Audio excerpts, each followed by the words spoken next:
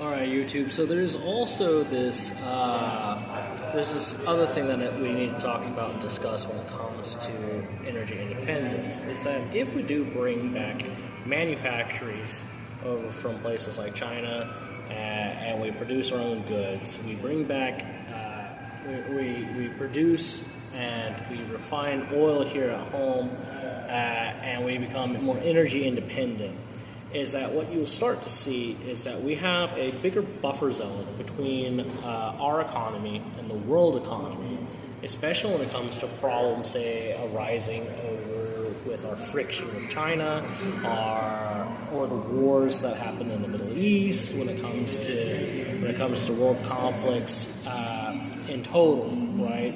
Is that if we take the purse strings from the federal government and place it squarely in the hands of the state-level governments, right? And that will include the social programs, the taxation.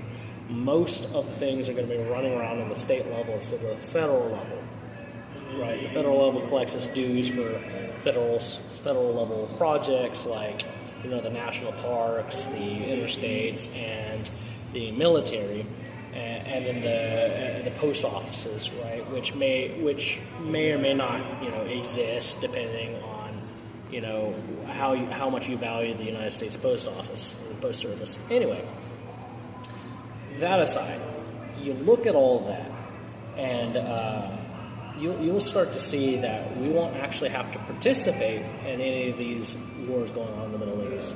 We won't actually have to worry so much about these chokehold points of where the oils are. Sure, we have our own strategic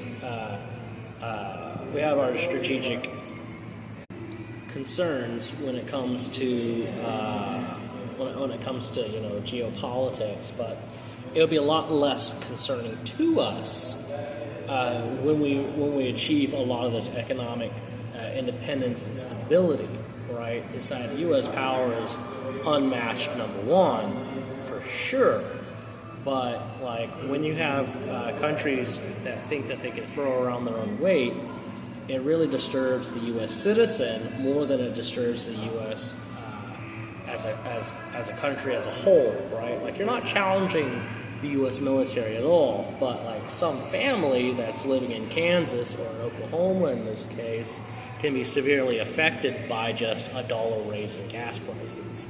So I think it's time to move on to having energy independence here, and in the long term, it's going to be much cheaper if we produce it here anyway.